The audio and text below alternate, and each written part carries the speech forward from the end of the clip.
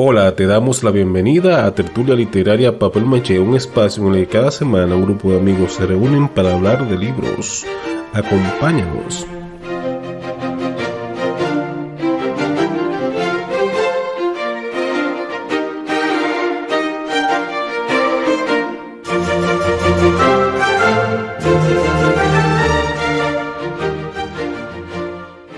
En este episodio conversamos con Leonardo Nin sobre su libro de cuentos Por eso no volveré nunca.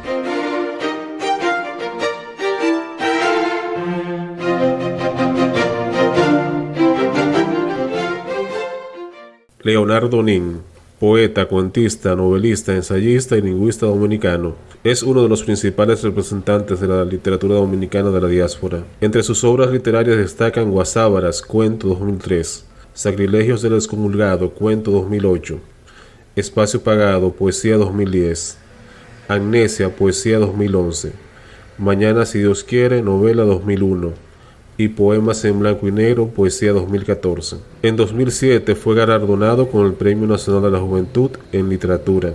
En 2017 obtuvo el Premio Letras de Ultramar de Teatro con la obra Las Porfiadas.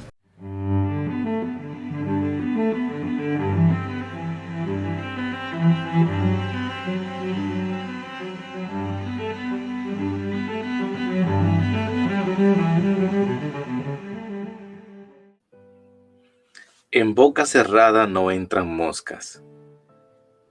Lea este cuento escuchando Blue and Green de Miles Davis, álbum Kind of Blue de 1959. Hoy me siento sonoro, como si esta nota grave, larga y eterna llenara el cuarto, la sala, los jardines y terminara acariciando la llorosa cara de Amalia reflejada en cristal opaco del espejo en el centro de la sala. Todavía llueve. Aquí siempre ha llovido. No recuerdo que campara nunca. Tal parece que la lluvia y Amalia y la casa nacieran juntas, crecieran juntas y hoy, de alguna forma inexplicable, las tres también parecieran ahogarse juntas por dentro, chorreando sus penas gota a gota por fuera. El tejado suena, y suenan los pasos y suena el viejo diván donde Amalia aún se recuesta con las manos en la cara y las cartas abiertas envueltas a su lado, como si tuviera miedo de leerlas para no enterarse de lo que fueran a revelarle y prefiriera llorisquear temblorosa entre los cojines sin encontrar ningún estado fijo que la conforte. Se encorva, se desploma, encoge los hombros, tuerce la espina y se derrumba resignada al no encontrar ninguna postura que le quite de adentro la pena que deje el desengaño cuando llega de pronto a remover las vendas de un tajo como ahora, cuando la vida la envolvía en un laberinto de evidencias inaceptables, obligándola a buscar refugio en un diván desvencijado y ausente de consuelo. Amalia era feliz entonces, y eso quizás haga que los años que le esperan por vivir sola le resulten menos dolorosos que los nuevos recuerdos conmigo. Si no fuera así, la canción de Miles Davis no sonaría en el tocadisco de la sala. El disco suena con polvo, como si la aguja estuviera sucia o la paz estuviera rayada, o tal vez la música suena así porque Amalia no ha dejado de tocar la misma canción desde que recibió aquellas cartas junto con el resto de mi ropa y la inoportuna visita de Rosaura. Esa tarde Rosaura se arrimó a la puerta y tocó presurosa. Ni siquiera entró, solo se quedó parada frente a las rejas, aun cuando Amalia le quitó el candado al llavín e intentó convencerla para que pasara a sentarse. Pero Rosaura no quiso avanzar más allá del peldaño y sencillamente se limitó a entregarle el paquete de cosas envueltas a Amalia desde las rendijas. Luego abrió el paraguas y le dio la espalda caminando encorvada hasta perderse cabizbaja bajo el cielo deshecho, que al igual que ahora se desplomaba en cántaros sobre la tela impermeable y el horizonte que borraba a Rosaura en la distancia. Parecía como si en esos instantes la lluvia sintiera lo mismo que Amalia y en un ventarrón enojado también quisiera borrar lo que quedaba de Rosaura y de su paraguas y de su visita y del bulto de cosas ahora en las manos temblorosas de Amalia. quien dolorosamente se desplomó en el diván, deshizo los lazos del paquete y se regó las cartas a su lado sobre la tela de aquel sofá, del que desde entonces no se levantaría de nuevo, más que a mover la aguja del tocadisco cuando Miles Davis dejaba de tocar su canción o la aguja se quedaba atascada. Esa tarde la lluvia trajo y se llevó a Rosaura. Creo que Rosaura lloraba debajo del paraguas al alejarse, o tal vez era que la lluvia y Rosaura y Amalia se desplojaban juntas y la calle y la lluvia no hacían más que mezclar sus desengaños en un inmenso lago, estancando los desagües de la plaza donde una vez Amalia pensó envejecer conmigo frente a las palomas. Yo también una vez pensé envejecer con ella, pero la tristeza de la lluvia, las cartas de Rosaura y lo irresoluto de Amalia llorando en el sofá me dejaban entender que aquello ya no sería posible.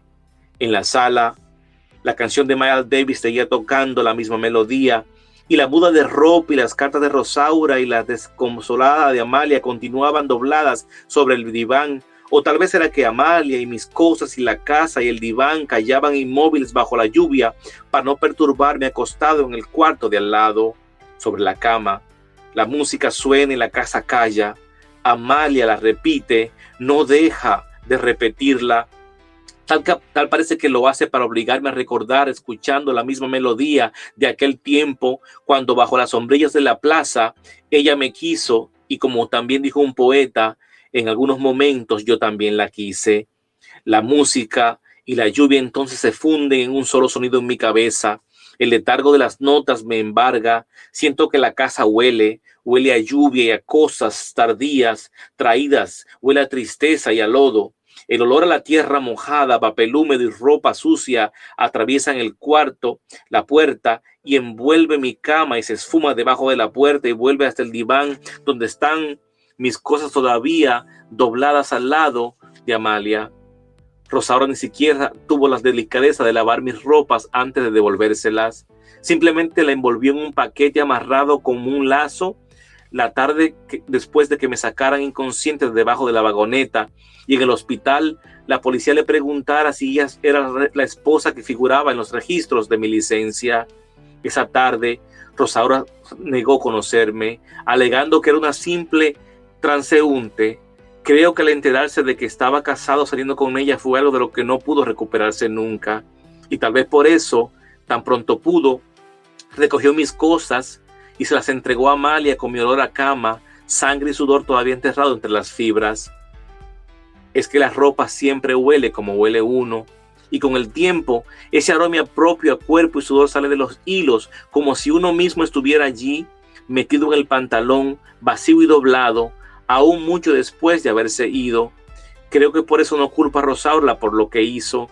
Quizás mi ropa y su secreto y nuestra casa eran las únicas cosas que le quedaban mías, y a lo mejor quiso compartirlas con Amalia. Y presiento que aunque nunca se atreva a admitirlo, en el fondo también quiso compartirlas conmigo. Amalia ahora se levanta lentamente del diván y se seca las lágrimas, se acerca. La puerta del cuarto se abre lenta, suave y chilla ahogadamente, como si no quisiera abrirse. O tal vez es que es la lluvia la que opaca el chillido y la amordaza para que no interrumpa la canción en el fondo, como si de pronto los fraseos de Miles Davis y los pasos de Amalia y el chorrear de la lluvia se convirtieran en un solo sonido alargado y eterno, y terminara sosegadamente flotando en mi conciencia, convertido en un soplido de sentimientos y pasos que se acercan. La puerta termina de abrirse. Amalia entra al cuarto, evita mirarme, solo camina cabizbaja y se despoja de la ropa, dejándola caer al ritmo de la música en una línea de trapos que va desde la puerta hasta la pared donde la lluvia dibuja lágrimas tímidas en la ventana. La música suena. Amalia levanta el cristal de la ventana y se sienta en el pretil, acariciando los bordes que la enmarcan, así como se marca una pintura triste con una lluvia de fondo. O tal vez es que Amalia y la ventana y la lluvia y la música se han convertido en una misma cosa desnuda, encuadradas en la inmovilidad de mis retinas redondas. Amalia por fin me mira y se cubre la boca jadeando como si tuviera miles de preguntas, pero entendiera que por más que quiera, nunca le daré una respuesta, que este cuadrapléjico condenado al silencio en el centro de esta inmunda cama nunca podrá abrir la boca para decir nada, y mucho menos podrá levantarse de las sábanas para evitar que Amalia se arroje por la ventana y junto con la lluvia caiga al suelo y se derrame. Y bien, amigos, escuchamos ahí en la propia voz de su autor un texto del libro Por eso no volveré nunca, de Leonardo Nin, a quien damos la más cordial bienvenida. Hermano, ¿cómo está todo por Boston? Todo está muy bien hasta ahora, dadas las circunstancias Okay. y los últimos eventos de la pandemia. Creo que estamos por fin comenzando a ver La luz.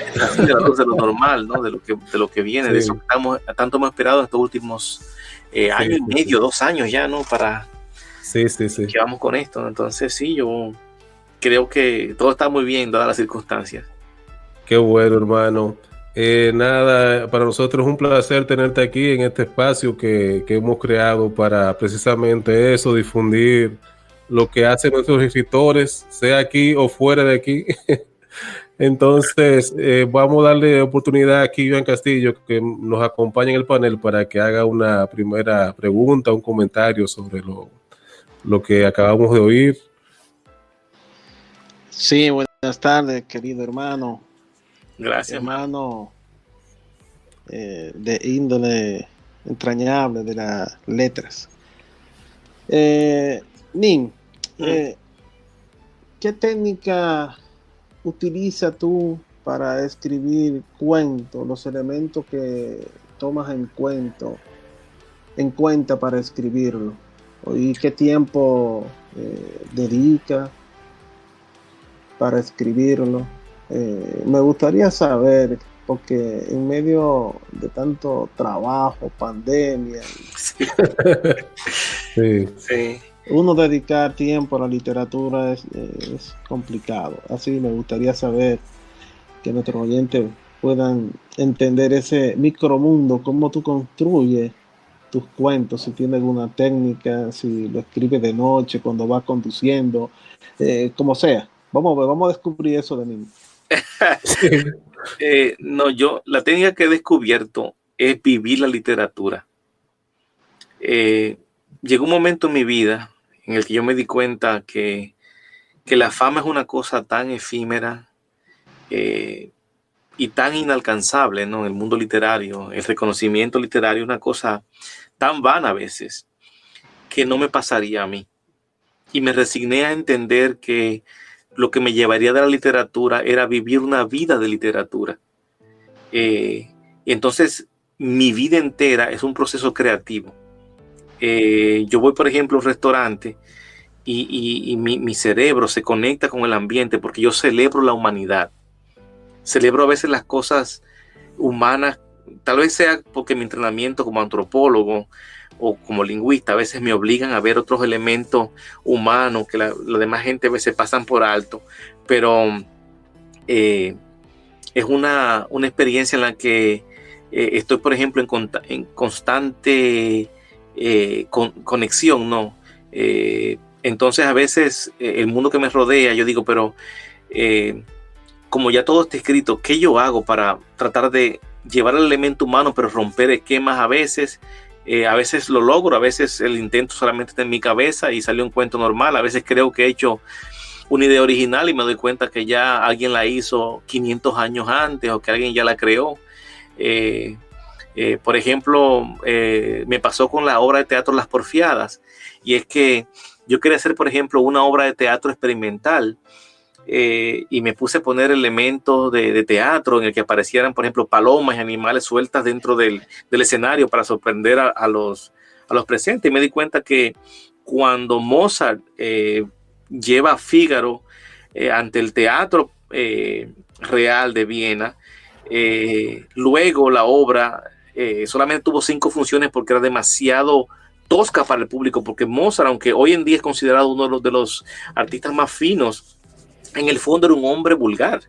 Él se movía en eso, en ese elemento vulgar de la creación artística, y entonces estaba conectado con el pueblo. Mientras los demás músicos escribían las óperas en italiano, él escribía en alemán. porque entendía que su mundo era ese, y de que terminaba de un concierto se metía a los burdeles, se metía a rondar mundo y se nutría de esa humanidad real, de la Alemania real, ¿no? Y entonces por eso cuando tú escuchas a Don Giovanni sientes esa conexión. Y disculpa que me vaya un poquito lejos del tema y no quisiera tampoco compararme con Mozart, porque esa no es mi intención, sino solamente el proceso de vivir una vida artística, porque Mozart era un genio, es un individuo maravilloso, un individuo inigualable, y lo mismo pasaba con Cervantes y ese tipo de gente que estaba conectado al mundo que les rodeaba, y la literatura que encontraba era eso, era por ejemplo irnos a un mundo y entonces era eso, irnos a un mundo literario, sentarte con un grupo de amigos, poetas, así como hacían Mary Shelley, como hacía James Joyce, que se juntaban un grupo de poetas y comenzaban a vivir la vida alterna, la vida literaria, sin tener que estar pensando en que qué libro salió mejor, que quién hizo esto, quién hizo aquello, que fulano publicó en tal universidad, que le dieron el premio Nobel a fulano, que a mí no me lo dieron. Ellos solamente vivían una vida buscoquiana, diría yo, que era una vida en la que vivo, escribo, me nutro de lo que me rodea y ya, y se acabó. Mi pregunta para mi hermano Leonardo Nin es, ¿cuáles fueron tus primeros contactos con la literatura? Ya desde el punto de vista de la creación, o sea, ¿cuándo tú decidiste que ibas a dedicarte a escribir literatura? ¿Y cómo fue ese primer encuentro, diríamos, Sí, con la creación literaria? yo creo que un escritor no se hace solo, aunque el proceso literario de creación es algo que es individual, pero yo creo que la gente que te rodea literariamente juega un rol muy importante, especialmente en tus inicios, porque el mundo literario puede ser un mundo divino, maravilloso, pero también puede ser un mundo muy complejo. Y es que si te cruzas con las personas equivocadas al principio, te puede frustrar como escritor, especialmente cuando eres un joven. De hecho, Augusto Monterroso tiene una carta que se llama Carta a un joven escritor, ¿verdad? Sí. Y entonces, donde le da unos consejos, que es lo mismo que yo experimenté, que estoy seguro que muchos de nuestros colegas, de nuestros amigos que tienen la afinidad literaria, también encuentran, ¿no? En este proceso de crecimiento. Yo comencé a escribir a muy temprana edad para un programa que se llamaba La Pandilla de los Chimbilines en Radio Enriquillo a los 12 años de edad. Pero en realidad fue Tomás Castro Burdíez, el poeta Tomás Castro. Yo trabajaba con él. Al principio era que le reparaba las computadoras, porque así como Saramago, que trabaja con equipos de medicina y de hospital, pues mi profesión original antes de antropología es la ingeniería en biomedicina y la tecnología, no por elección, sino por otras cosas que no puedo describir en esta entrevista. Entonces, mi conexión con Tomás Castro, al principio le di mi primer libro, luego tuve un pequeño problema publicándolo, se llamaba Guasábaras, y él fue la persona que primero me abrió la primera persona que me abrió las puertas en el mundo literario. Clodomiro Moquete con la revista Betas, también tuve una experiencia muy bonita con él en mis inicios, ¿no? Que me daba la revista Beta, yo me familiarizaba con lo que estaba pasando en el mundo literario dominicano, quién estaba de moda, quién no estaba de moda. Y me fui nutriendo, o sea, conocí muchos poetas interesantes a través de las revistas que me regalaba, pero en realidad fue Tomás Castro que me salvó originalmente como escritor. Me publicó el primer libro, porque el primer libro mío se perdió el libro y se perdieron los fondos y se perdió todo y no pude publicarlo. Entonces él lo publicó y me dijo, no, tú me pagas después la edición, y así fue como salió el primer libro de memoria. Los cuentos originales no son esos, sino esos son transliteraciones del original.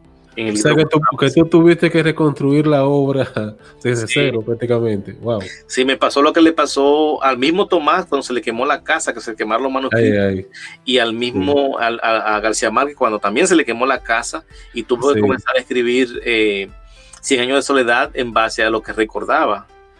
Y quién sabe, qué curioso, que la versión, ¿cuál versión sería mejor? ¿La que se quemó o la que se reconstruyó? Yo creo que la transliteración me ha enseñado que a veces la versión emocional de memoria fluye más al cerebro cuando se lee, es más corta y más concisa. Porque a veces hay muchos elementos del proceso creativo en el que uno se sienta y se enamora del texto. Y tú sabes que la madurez literaria no es alcanzada hasta que uno no es capaz de botar y cortar y decir, tú sabes que no todo lo que yo escribo es bueno. Hay cosas que son muy normales, cosas que son muy comunes. Y entonces hasta que uno se da cuenta de eso en el mundo literario, uno no crece y no se resigna. Pero sí, esos fueron mis primeros pasos. Luego me crucé con Luis Beiro Álvarez y René Rodríguez Soriano, que me permitieron publicar Sacrilegio del Excomulgado con Imago Mundi, y fue mi primer libro internacional porque salió en Estados Unidos y en Puerto Rico. Y entonces luego Susana Reyes con Índole Editoriales me abre las puertas en El Salvador, y ese libro en El Salvador fue básicamente la primera fase, ¿no? a poder ser reconocido en Centroamérica, que lo creamos o no, Centroamérica es tal vez uno de las regiones más hermosas para la poesía, más fructífera, donde hay más poetas, donde se hace mucha poesía buena, o sea, sin respetar, claro, los poetas sudamericanos, pero Sudamérica ya son países ya bastante urbanistas. Brasil, o sea, tiene ciudades que no tiene nada que envidiar a Nueva York, Argentina, Chile, pero Centroamérica, dada la región y el nivel económico, tiene una poesía muy sólida. Entonces, el abrirme puertas en Centroamérica y esa gente que me quería y me apreciaba por ahí, pues, entonces hizo que me fuera dando a conocer en muchas partes. Y entonces sí, mucha gente jugó un rol importante en mi vida literaria. Juan Matos, que me enseñó a trabajar la poesía negroide dominicana y entender el elemento batallero desde el punto de vista de su poesía. Nosotros tenemos una tertulia aquí en Boston llamada la tertulia Pedro Mir, que la hacíamos en Lawrence, en la ciudad de Lawrence, y fue mi primera experiencia literaria. Bueno, esto lo puedes publicar porque quiero compartir la historia con la gente que va a tertulia. Y es que yo recuerdo que estaba comenzando, y las tertulias literarias y en los talleres literarios, pues siempre cuando un escritor es joven, los escritores más viejos siempre le critican todo lo que escribe. Entonces uno puede ser muy experimental en esos ambientes, en esas enclaves, porque siempre te critican y te ataca no solamente el ego, sino también la autoestima de escritor. Entonces te limitas y te autocensuras y no puedes volar. Y yo me acuerdo que todo lo que yo llevaba al taller literario, Pedro Mir me lo criticaba. Y un día agarré, imprimí unos versos de Vallejo, que es mi poeta favorito. Y de un libro que tenía guardado en antología, y los llevé al taller, los solté, y comenzaron a criticarlo porque había gente ahí que tampoco, o sea, gente normal. Y cuando terminé, yo, bueno, pues cuando termine de criticar los versos, pues va a darle una carta a la tumba de Neruda de Vallejo, que eso no sabía. Ok, mira qué bien. O sea que ahí el cazador salió casado ahí. Así es. Sí.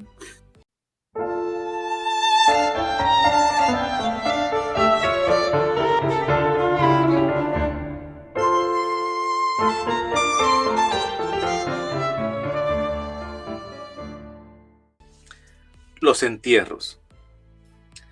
A los que nunca llegaron a Puerto Rico desde el Canal de la Mona. Cuando el sol se pone en los cayos, a María Inginia le da con recoger caracoles. Orilla arriba y orilla abajo los levanta, los limpia y los pone en un saco para luego, entre velas y rezos, enterrarlos en unos hoyos que cava cerca de una ermita construida por la gente del pueblo después de lo del naufragio de los yoleros. Nadie sabe con certeza cuántos fueron, pero desde ese día, María Inginia les clava cruces de palos a sus tumbas de caracoles y, después de sus rezos, comienza a correr alocada por la orilla, arrojando piedras enojadas contra las olas mientras grita: ¡No! A mí no, maldito océano. Yo soy la que quede viva para enterrar los huesos. Así vocea, impetuosa, cada vez que la espuma de las olas le moja el borde de la falda y la marea le hace a la mar oler como huele la esperanza de los indigentes cuando se ahogan. Leonardo, ¿qué entiende tú que le falta o le sobra a la literatura dominicana? Es una pregunta, eso es un as hirviendo, porque cuando quiera que la agarro, pero yo creo mucho en la literatura dominicana. Yo creo que lo que le falta es proyección internacional, presencia internacional, que nos conozcan, que nos valoren, que nos vean más allá de un simple grupo de negros en el Caribe, de una isla perdida entre el azul del océano, que nos escuchen y que nos acepten. Yo creo que a la literatura dominicana le falta eso, le falta que nos conozcan, que aquí hay muchos, y lo que le sobra es eso, le sobran narradores buenos, le sobra poetas buenos, le sobra gente que ama la literatura. Y entonces esa es la respuesta que te podía dar sobre eso. Yo creo que nos falta proyección porque nos sobran escritores que andan por las calles con los libros debajo del brazo. Y tú sabes que en los sistemas estructurados, si no perteneces al grupo de poder del momento, nadie te lee. Y la peor desgracia para un escritor es que nadie lo lea. O sea, vivir y entender ese anonimato, no impuesto por elección, sino impuesto por el sistema que te silencia y te censura de una forma casi injusta, ¿no? Porque es difícil. Entonces, ni te conocen fuera de la isla, pero tampoco la isla te permite entrar. Entonces, es muy difícil ser escritor de esa manera. Entonces, nos sobran escritores con mucho talento, gente magistrales, que si fuéramos Argentina, que si fuéramos Brasil, que si fuéramos Estados Unidos, tuviéramos un Nobel. Yo creo que sí. Pero como somos una islita del Caribe. Nosotros comentábamos eso hace una semana, precisamente, no recuerdo, con uno de nuestros invitados anteriores, que aquí tenemos muy buenos escritores, pero que tenemos que insistir en que haya más y más lectores. También. Exacto, o sea, que necesitamos que haya más y más lectores y queremos contribuir con un proyecto como este. Lo que buscamos es precisamente eso, difundir esos buenos escritores que tenemos, pero que a veces se quedan en el anonimato, como tú dices. O sea, nadie los lee por desconocimiento, simplemente porque no saben que hay una persona ahí que escribe y que lo hace con calidad. Y no se conocen. Entonces, en este mismo ejercicio de preparar este tipo de programa, nosotros hemos ido redescubriendo mucho talento, y que uno tenía olvidado ahí, o que uno no conocía, y que este tipo de proyectos nos permite encontrarlos. O sea, esa es una de las grandes cosas una de las grandes satisfacciones que tenemos nosotros desarrollando este tipo de labor, que lo que queremos es contribuir desde nuestra posición en algo, ¿verdad? En lo que podemos. Sí, entonces, la pregunta mía va relacionada con el texto que leíste ahora, que plantea un poco la temática de la migración. Cuéntanos un poquito de tu experiencia como migrante, porque tú saliste de aquí, de República Dominicana, y te fuiste a vivir a Estados Unidos. ¿Cómo fue todo ese proceso? ¿Y cómo eso ha influido en tu literatura? Ese hecho de ser un migrante. Sí, de hecho, yo creo que República Dominicana, debido a su condición de eje de la conquista de América, creó una cultura de exilio. Luego el fenómeno Trujillo y el fenómeno Balaguer causaron un fenómeno de huida, ¿no? Del dominicano, y tomó lo que decía el gran Manuel Cabral: del otro lado está el mundo, de este lado casi nada.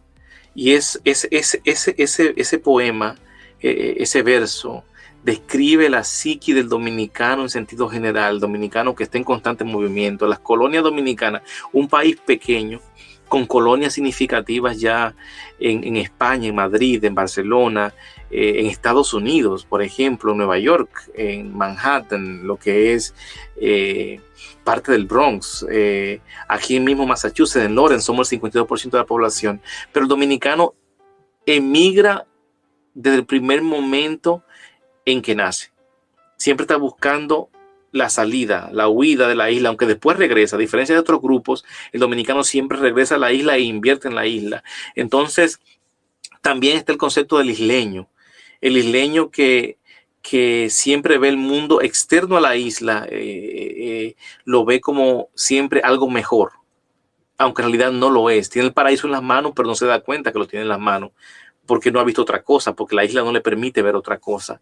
Y entonces, ese cuento y otros cuentos de esa temática, de hecho, ese cuento mío que se llama Los viajeros y el mar, fue elegido en una antología de cuentos de inmigración por la Universidad de Luisiana para análisis en la cátedra de literatura. Fue traducido al inglés y analizado. Sí, analizado el punto. Sí. De hecho, el libro está en Google Books por una profesora que ahora olvido su nombre. Fue mi primer cuento analizado por un crítico no literario, sino un crítico ya socioacadémico, ¿no? Y entonces me llenó de satisfacción, pero este libro nace porque yo perdí a mi mamá y la gané. Me explico. Mi mamá era trabajaba como cocinera. Ustedes la conocieron, una mujer simple, sí, una mujer muy trabajadora. Entonces se iba a trabajar a la casa de familia de los ricos de la capital para darnos de comer y para pues darnos una educación, ¿no? Entonces un día se va a la capital y era normal para mí. Entonces esa tarde yo llego del liceo y mi abuelo me dice, tenemos que hablar. Cuando mi abuelo me decía que teníamos que hablar era porque algo serio estaba pasando. Y me dice, ¿tú viste la noticia ayer? Digo, sí, un naufragio con 200 viajeros yoleros se ahogaron. Ah, pues mira, tú sabes que tu mamá estaba en ese barco, en ese bote. Yo me fui en lágrimas, agarré piedra, me fui al cielo a tirarle piedra a Dios. Desgraciado, que me quitaste la mamá. O sea, quejándome, ¿no? Como un niño de 15 años que tiene que ahora conceptualizar la pérdida de la mamá, lidiar con la pobreza, lidiar con esos elementos humanos que te hacen entender tu insignificancia en el mundo, ¿no? Y entonces fue una experiencia frustrante, ¿no? Le hicimos incluso una ceremonia, ¿no? de entierro y luego a las 2 semanas llaman, porque en esa época no había celulares, lo que había eran unos teléfonos, 2 o 3 vecinos tenían un teléfono en sus casas y tú llamabas al teléfono de la vecina y la gente llamaba a ese teléfono y tú hablabas ahí. Y entonces llamaron de la vecina y era mi mamá que no ocupó, que alguien le empujó y que no se pudo montar, que ella y su amiga no se pudieron montar porque le empujaron y que no se montó en la yola y que se salvaron ellas dos. Entonces, de esa experiencia humana yo saqué una serie de cuentos en base a la inmigración, pero pre-inmigrante, ¿no? Pre-irme yo. Y fue en base al dominicano que quiere salir. Luego cuando llego a Estados Unidos y tengo que entender y ocupar un puesto que nunca me hubiera costado ocupar, porque en República Dominicana tú creces como dominicano.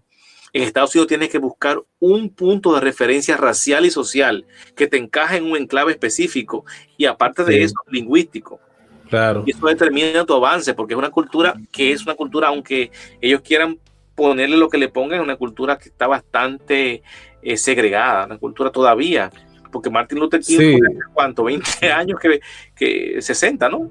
40 años. Dice que los estadounidenses les gusta mucho clasificar y poner, o sea, clasificar a todo, incluyendo la gente.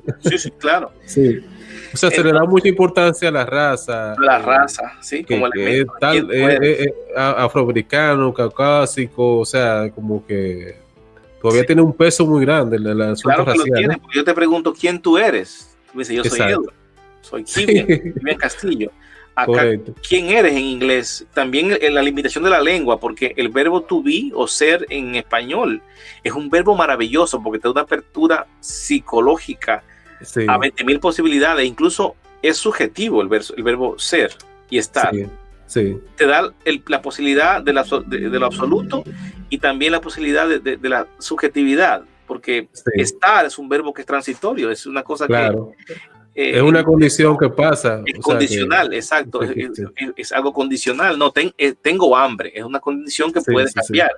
En sí, inglés, pasajero. yo soy el hambre, I am hungry. Sí, Entonces no hay transitorio, tienes que comer inmediatamente. Entonces, la lengua influencia mucho los elementos de cultura y también de referencia. O sea, ¿qué tú eres? En inglés tienes que ser negro, blanco, azul, porque es tu esencia, es quien tú eres. El verbo no te permite ser otra cosa, más que eso. sí, sí, sí, Entonces, por sí. ejemplo, Bueno, el mulataje que nosotros tenemos, por ejemplo, esa mezcla racial e historia que llevamos en la piel, para ellos les es compleja, porque el ser mulato es transitorio, es una mezcla. sí, sí, Y sí, eso sí. permite la apertura del concepto. El verbo to be, ser, en inglés no te permite la apertura del concepto. O sea, no hay muchos matices ahí. O No, es blanco o negro, o bueno o malo. no. Como un poco radical el O asunto alto, ahí. bajito, eso es lo que tú Sí, eres. sí, sí, sí. Bueno, Y entonces, también hermano, el posicionamiento del sí, adjetivo tampoco te da mucha libertad porque sí, controla el adjetivo, controla, ¿no?, la esencia del objeto, ¿no? El exactamente, cielo, sí, el cielo primero es azul antes de ser cielo. exactamente, sí, sí, sí, En sí. español, no, en español, en castellano, el cielo, primero el cerebro El se prepara para sustantivo, cualquier posibilidad. Entonces, el exacto. ejercicio mental cultural es bastante distinto.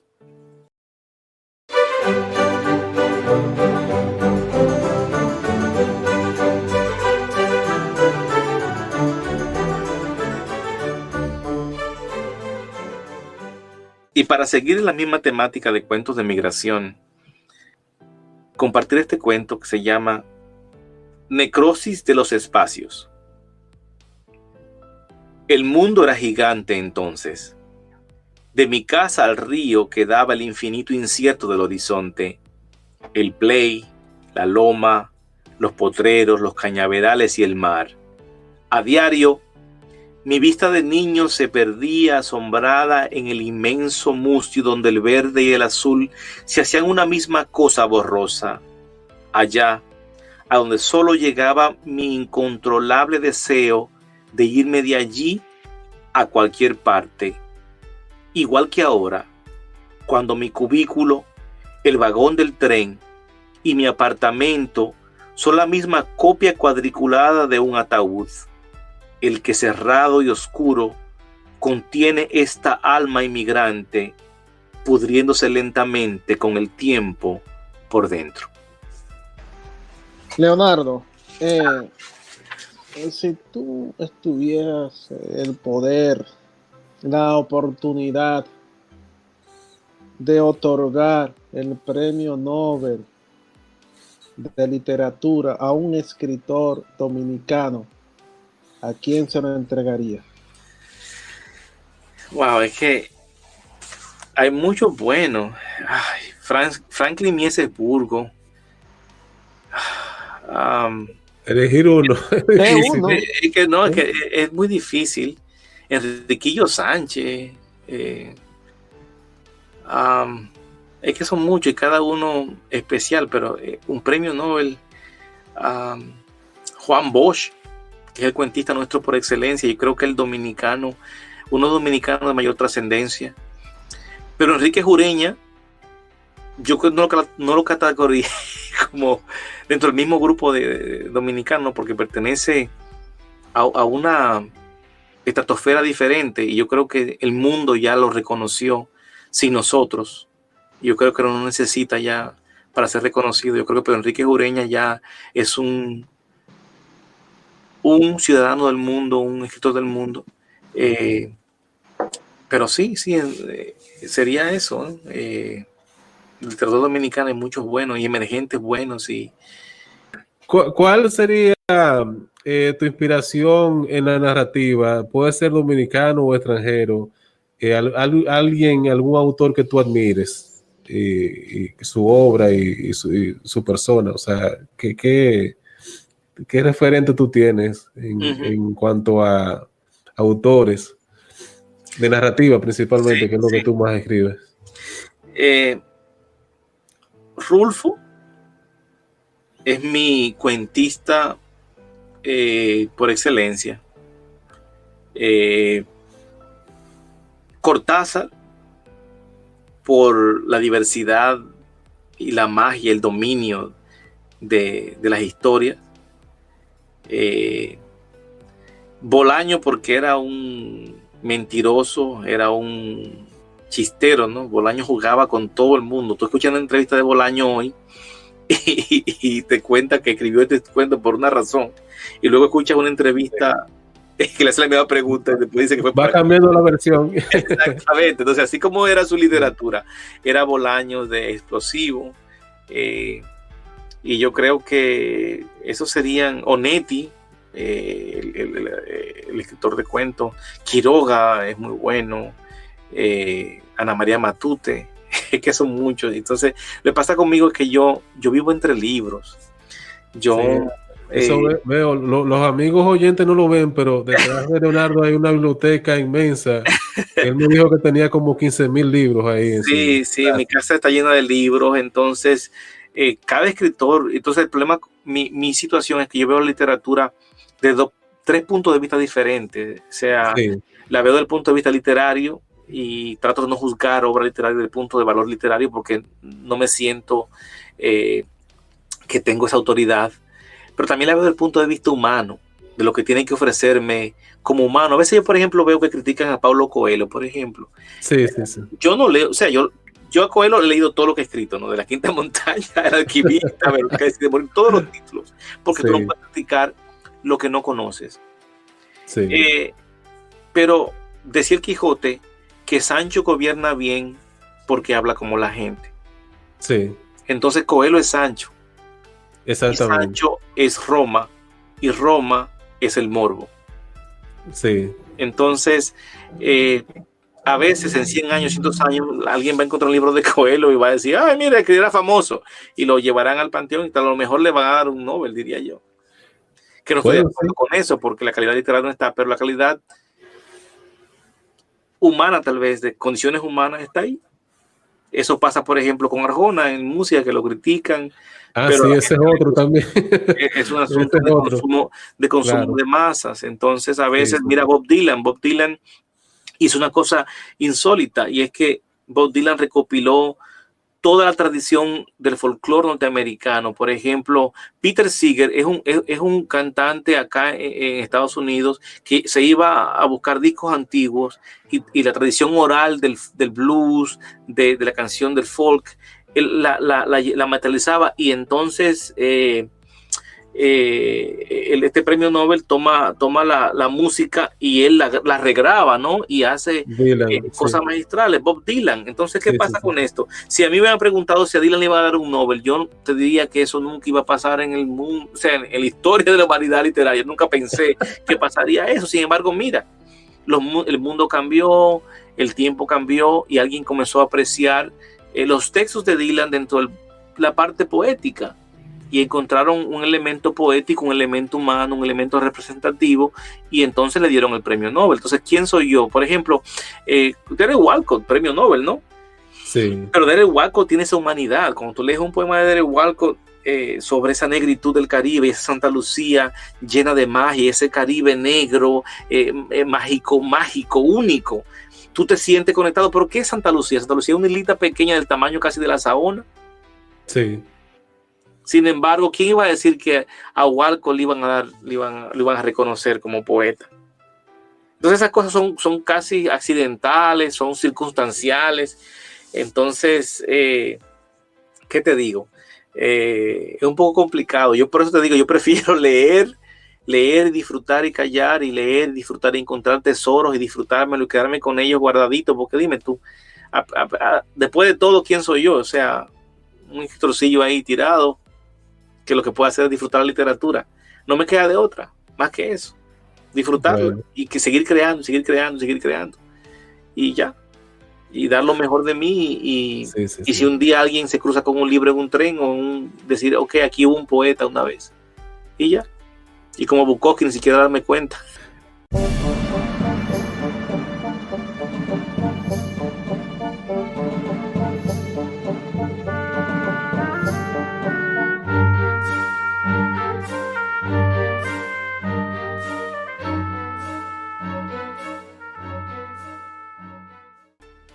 La nueva historia del descubrimiento. A los 11 años, se las vendieron a un turista pederasta que venía a la isla a desflorar negras. A los 15, y para no morirse de hambre, vendía collares de caracoles y artesanías de madera a los bañistas que tomaban sol en la orilla de la playa. De los 18 a los 20, entendió que una noche de espaldas en la arena con un blanco encima dejaba más ganancias que 1000 trenzas u 800 masajes a cualquier alemana gorda. A los 50, se dio cuenta de que vender bolsas de coca entre las camas de sol llevaba menos riesgo que ofrecer el sentadero. Los policías no sospechaban de las viejas. A los 65, con el dinero de toda una vida, abrió su propio prostíbulo, donde vendía niñas de 11 a los turistas pederatas que venían al Caribe a desflorar negras.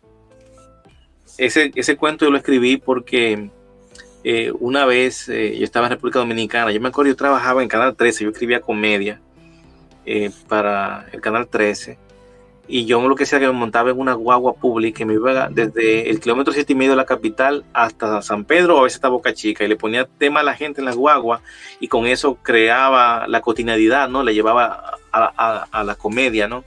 Y entonces un día me crucé con un periódico mientras iba a Boca Chica y me di cuenta que habían encontrado un prostíbulo donde había niños de 9, 11, 12 años siendo prostituidos. Entonces me sentí tan triste, me sentí tan impotente de esa situación, de esa realidad, y escribí un cuento que se llamaba así, porque leí que decía que la dueña del local era una mujer que había sido vendida en España, que se había ido a España y que había regresado con el dinero, pero que era prostituta en España y que regresa, y entonces monta un prostíbulo igual que como le hicieron a ella.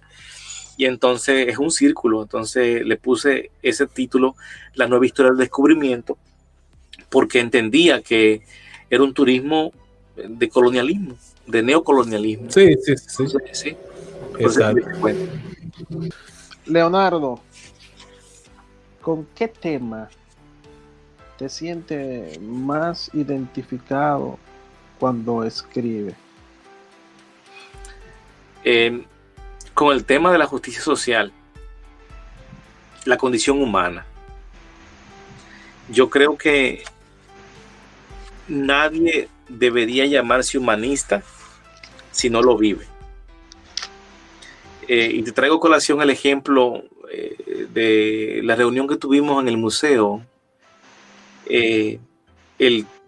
Tú venir, Edward venir, estar Juan,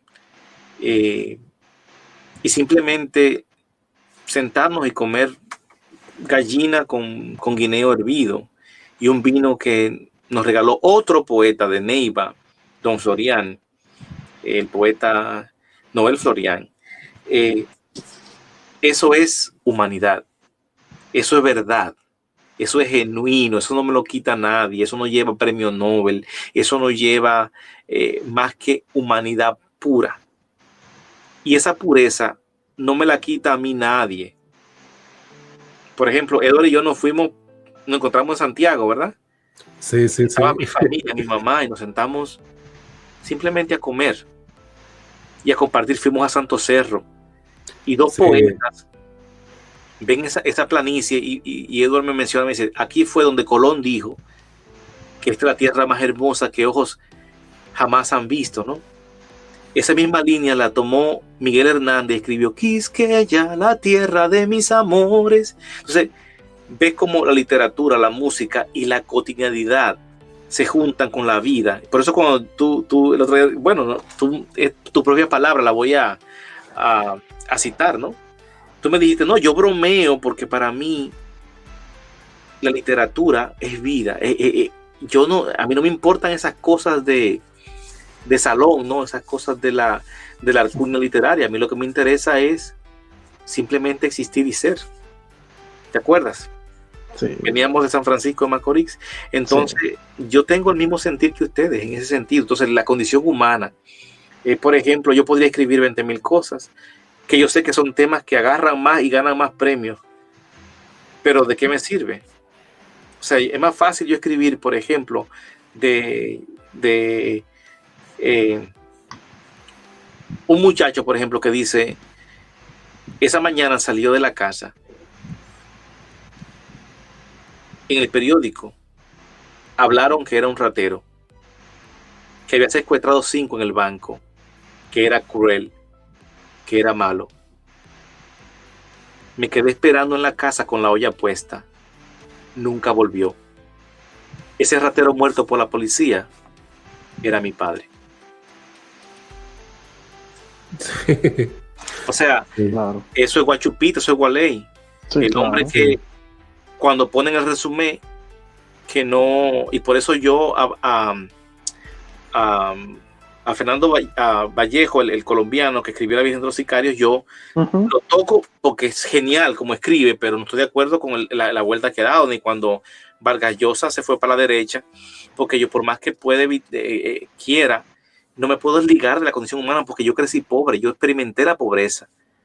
Entonces el tema humano, la condición humana, es eso, el barómetro, el reflejo de lo que tú vives. Entonces ese cuento de Guachupita es el pobre que cuando ponen un resumen que vive en Gualey no le dan trabajo porque asumen que es ladrón, no tiene otra opción más. ¿Por qué? Porque el dinero que llegaba de las ONG para hacer una granja de pollo se lo robó un político que ahora tiene una querida en un apartamento, en una torre frente al malecón.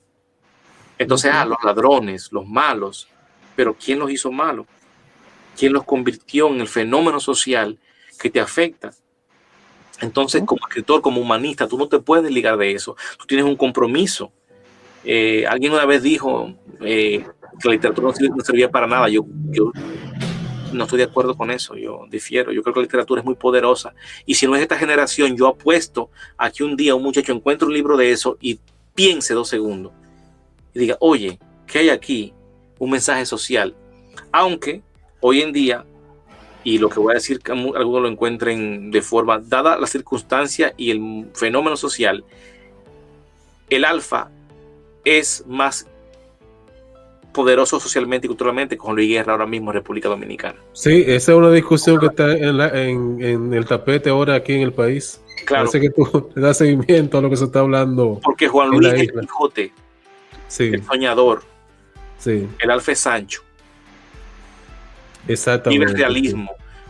Ambos ven un cuadro. Con Luis Guerra ve la figura abstracta y el brochazo que el artista en la esquina no vio. ¿Tú sabes qué ve el alfa? Un flamboyán con dos burros cargados. Sí. El mensaje llega más. Y es desafortunado porque somos un barómetro social y cultura.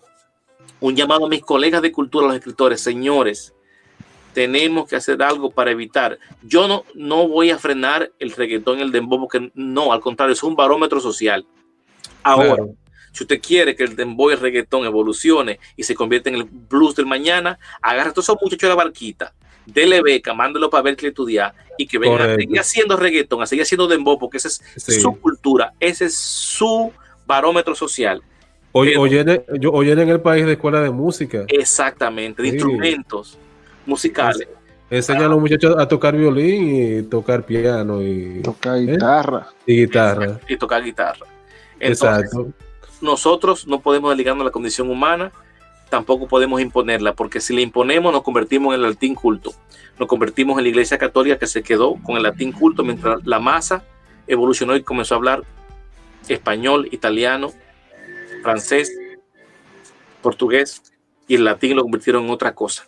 Entonces, República Dominicana, exacto, si no se invierte en la lengua, si no se invierte de forma seria en patrones de conducta, no se invierte en las escuelas de música, no se invierte en el arte real, genuino, el resultado final de esa cultura va a ser un patuá jamaiquino o un creol haitiano. Ponte para mí. Sí. Así es.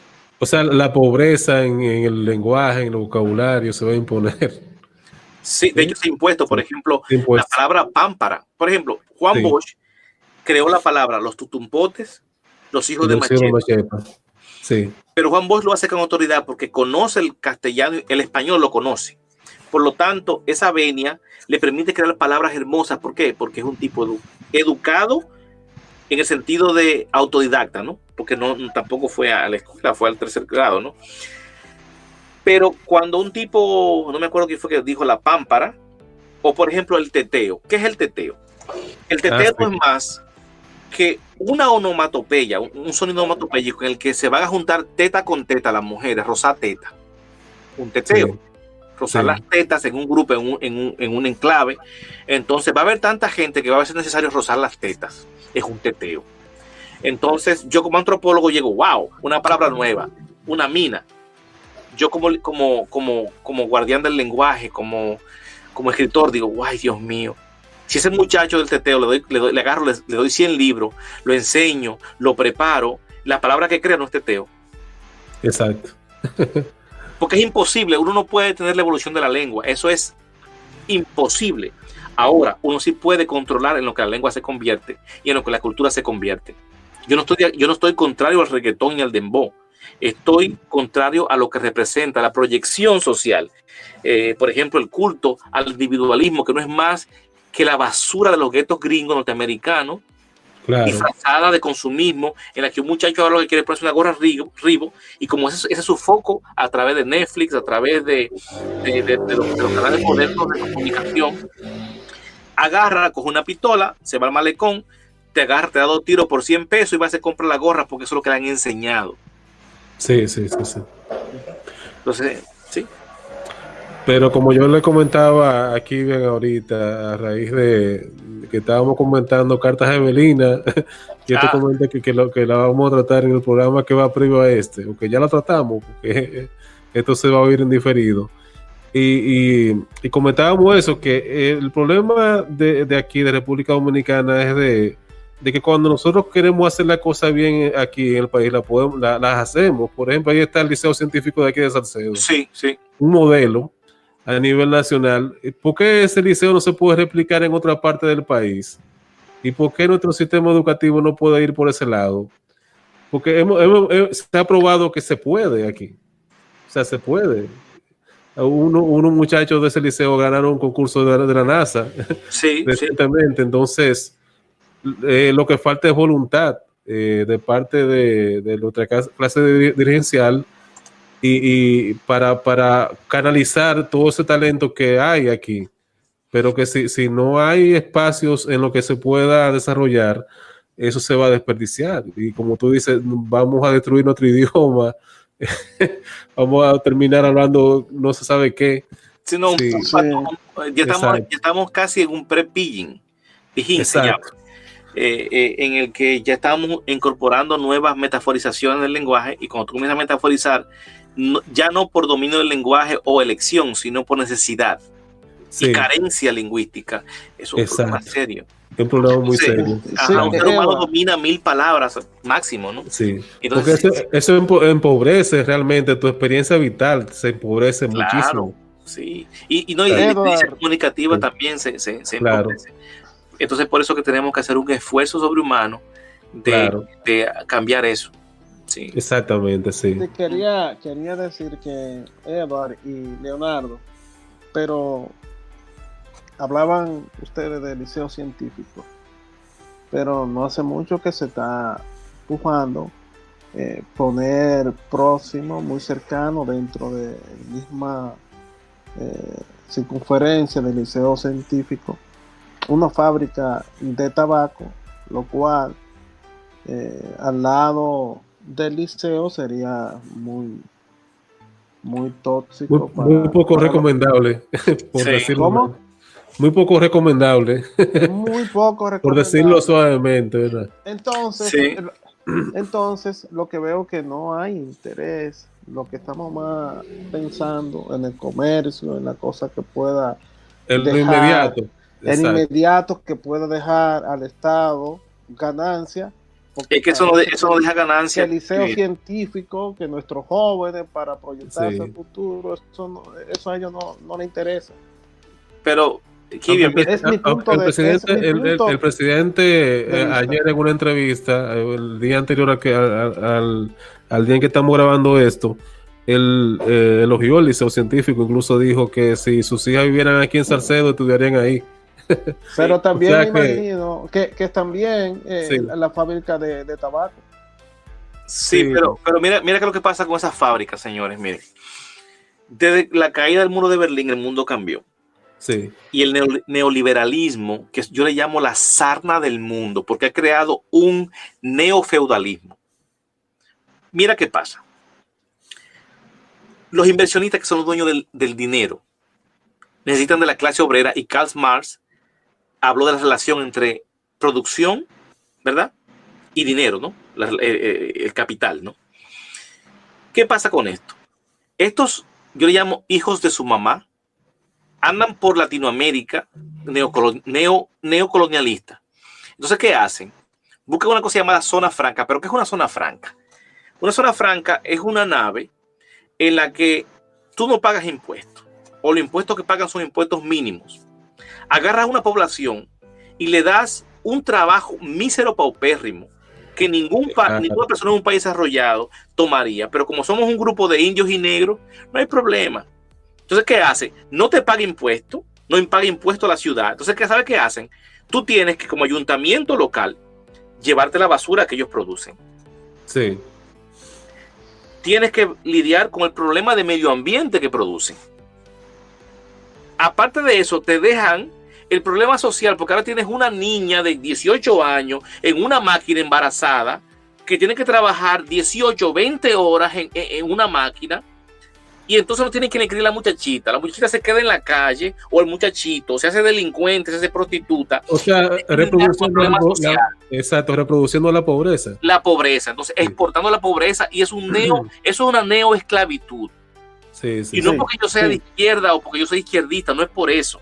Es porque el neoliberalismo, como me lo han vendido, esa realidad económica mundial es un solamente beneficio. El problema es que si lo hicieran, por ejemplo, como en China y en países, por ejemplo, socialistas, donde se hace, pero se va a los cofres del Estado. No, es inversión privada. Y le van a pagar al gobierno un porcentaje de impuestos, si es que lo pagan. Pero mira qué pasa. Lo que ellos pagan de renta, o lo que pagan de luz, lo que pagan de gasolina, lo que pagan de salario mísero, es deducible de impuestos, es deductible. Sí. Entonces, cuando al final de cuentas, tú sumas lo que te dejan, el problema, te dejan un problema en las manos. Y nosotros no hemos despertado porque todavía nos han enseñado de que es el norte, es el progreso. Señores, ahora, si el Estado agarrara y eso lo utilizara como política de Estado y agarrara a todas esas empresas estatales y le hiciera estatales y agarrara los funcionarios y lo hiciera responsable de sus acciones con auditoría seria, el Estado funciona. Funciona. Lo que pasa es que primero hay que entrenar al hombre, a la mujer, para que sea un ente verdadero de humanismo, de empatía, de amor por el prójimo. Porque un ente que ama al prójimo, un ente que está consciente de su situación, no roba. Sí. Es justo. Es justo. Ajá. Y por lo tanto, buen administrador. Pero cuando tienes una sociedad donde el muchacho, desde que va subiendo, lo que quiere montarse en un Ferrari, su norte no es crear una escuela que perdure, no es dejar el nombre de su abuelo, que fue el que sembró la mata. No, ahora a mí me van a reconocer porque yo soy el sicario que mató 20 muchachos. Yo soy el tigre que agarró y empreñó 40 mujeres en este barrio. Exacto. Entonces, sí. Ya cambiaste al ser humano, cambiaste la dinámica de metas sociales y morales, y la conversación que en el neoliberalismo le hiciste un esclavo, y ahora entonces este muchacho que le da este poder es colonizable. Es manejable. Hay una inversión de valores. Pensamiento es la adquisición de bienes.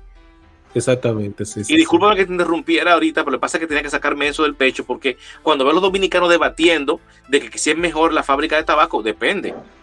Sí. Bueno. ¿Ven? ¿Quién se beneficia? No. Por ejemplo, mira el ingenio Barahona, que lo privatizaron a un grupo de inversionistas guatemaltecos. ¿Tú sabes la cantidad de tierra, de campesinos sin tierra en la zona sur? La escasez de plátano que hay aquí. Si fueran los años 70 o 50, yo estuviera metido en la loma, creando un grupo de campesinos de resistencia para agarrar y invadir tierra y crear sistemas de producción campesina. Pero si yo lo hago ahora, ¿qué van a hacer? Me desacreditan en las redes sociales, me vuelven un loco, me crean un caso en las redes sociales, como le hacen a cualquier persona. Y los neoliberalistas, los neoliberales se quedan con el mundo y se han quedado con el mundo. Eso es lo que van a seguir haciendo. Pero dime tú, ¿cuánto tú crees que salga el Estado Dominicano de esas empresas, esa inversión extranjera? Sí. O sea, nada. Queda muy poco. Muy poco. Es más lo que da y el peso que le pone a la población, no solamente el peso social, económico, el peso de moral que le pone a la población es horroroso. Lo que pasa aquí, nadie hace nada, y en Latinoamérica tampoco hace nadie. Si aquí hubiera petróleo, como dicen por ahí, fuera otra cosa. Por lo tanto, yo apoyo liceo científico sin fábrica de tabaco. Esos muchachos que dan la libertad, que se vayan desarrollando y tratar de impedir ese proyecto que tienen, porque realmente nosotros, como un poquito pensantes, que no somos políticos, sino un puñado de personas que piensan más allá, sin ningún tipo de prejuicio, vamos a decir, hacia futuro político, nada de eso, sino el futuro de jóvenes, de niños, de adolescentes que están pensando en un más allá.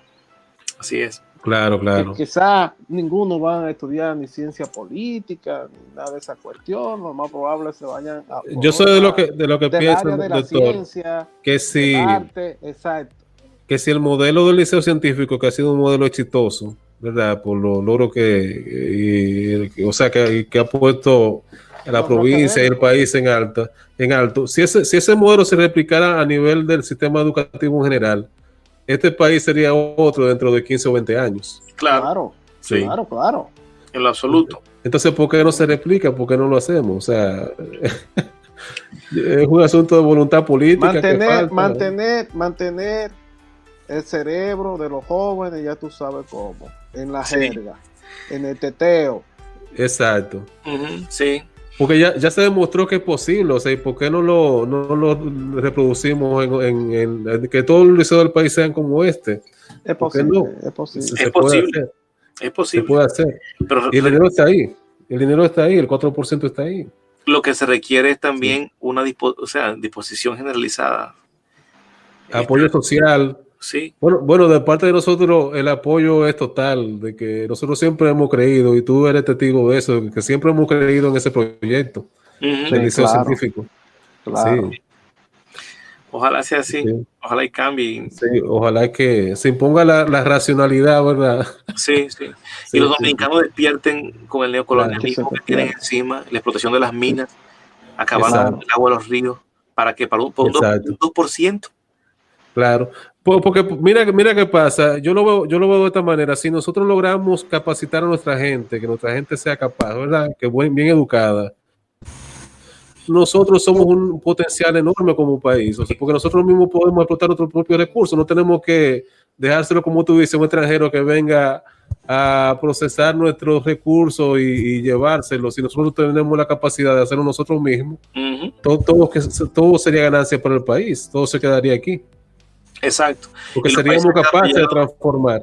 Sí, los países desarrollados, eso se llama neocolonialismo. Por ejemplo, mencióname la última vez que se produjo algo de manufactura en República Dominicana. 2 cosas que quedaron de Trujillo: neveras Nedoca y baterías Cometa. Exacto.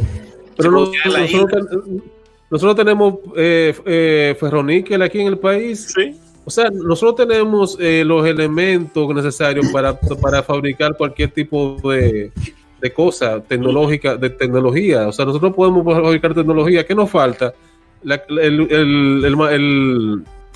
El capital humano. Eso es lo que nos falta. Capacidad de hacer eso. Gente educada. Pero los recursos los tenemos ahí. Eso es lo que yo entiendo que nos faltaría. Sí, así es. Sí. Bueno, nos hemos desviado un poquito del tema, pero todo en la literatura, como tú dices, se trata de la vida. Sí, Esa parte de no, la vida. No. Es una realidad. Óyeme, Eduardo. Óyeme, sí. Si te das cuenta, todo escritor siempre ha Claro. Hay un vínculo directo, indirecto con la política. No nos podemos desentender de lo social y de lo, como dice Porque el el hermano escritor es Leonardo, un ente social. exacto, no nos podemos divorciar de nuestra realidad y tenemos que, Bueno, ni lo narra en su exacto, cuento, en su novela y en claro, claro, todo. Está el pobre que sufre. correcto. No Está, podemos, están los negros, o sea, el migrante, sí, el sí, sí, sí, inmigrante. el inmigrante, sí.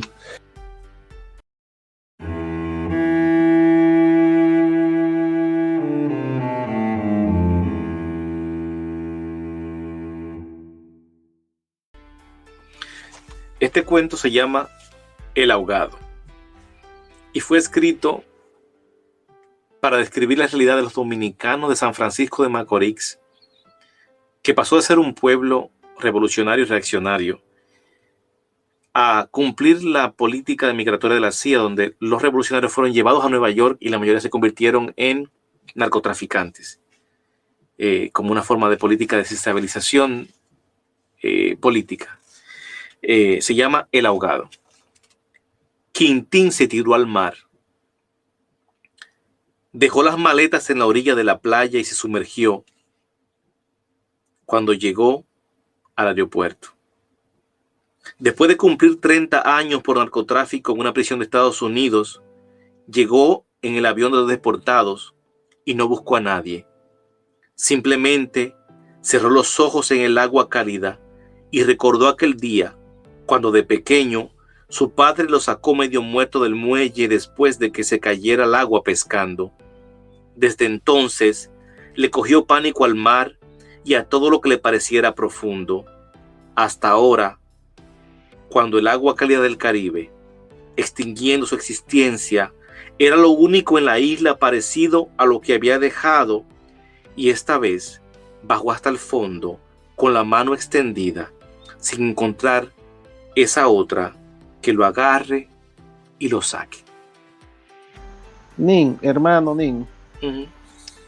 ¿qué es para ti la literatura y la amistad? ¿Qué vínculo? Ya, yo te puedo decir que la literatura me ha brindado verdaderos hermanos.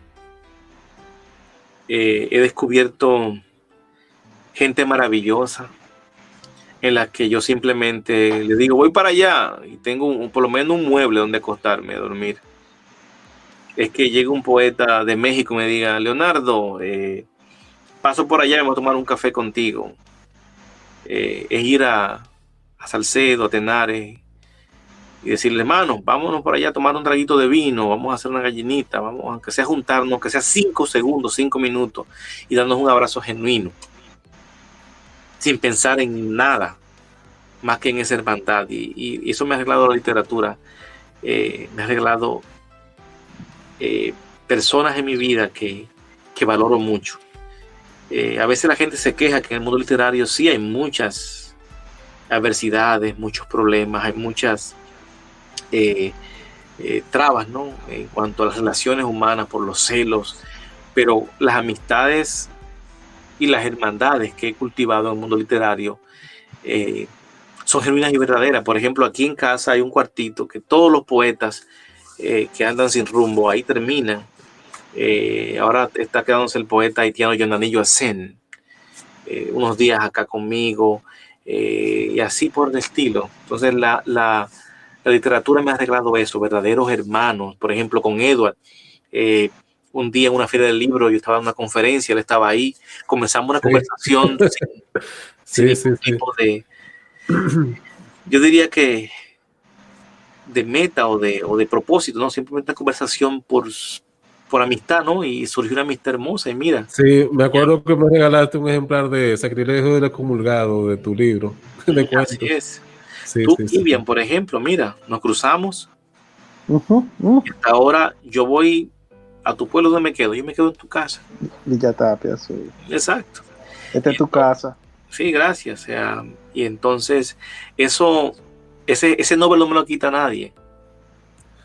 y me voy tranquilo. Cuando me toque, decía el gran Serrat, que quién pondrá la última nota a mi calendario. Yo tengo mucha gente que le pondrá nota a mi calendario cuando me toque cerrar el ciclo. Y eso me llena de satisfacción, porque un día cuando yo esté ya ido de este planeta, que ustedes bebiéndose un café digan, ay, ¿te acuerdas de Nin? Y se comiencen a reír, se echan una broma cualquiera, me van a resucitar. Y esa es la verdadera eternidad, esa que queda en las manos de otros que te quieren genuinamente. Y entonces para mí eso es literatura y amistad. Eso me lo ha enseñado la literatura. Lo he aprendido y lo he vivido. Excelente. Sí. Gracias. Bueno, pues qué mejor manera de nosotros cerrar este episodio, ¿verdad?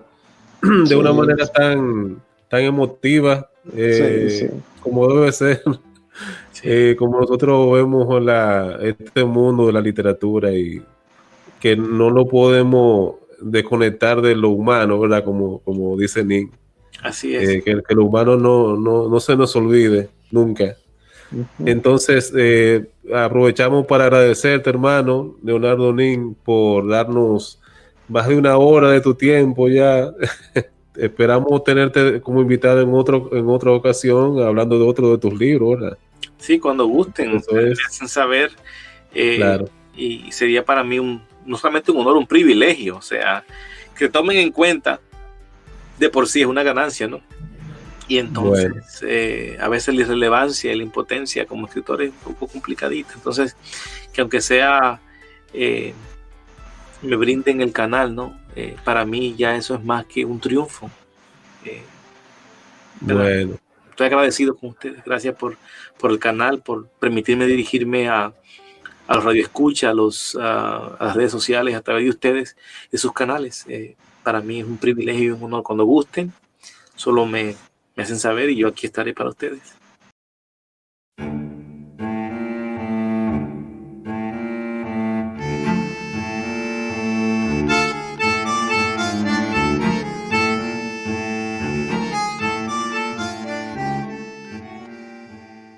Y de esta manera ponemos punto final a otro episodio de Tertulia Literaria Papel Maché. Recuerden que pueden compartir este podcast por sus redes sociales, además de seguirnos en Spotify y suscribirse a nuestro canal de iVoox. Hasta luego, amigos.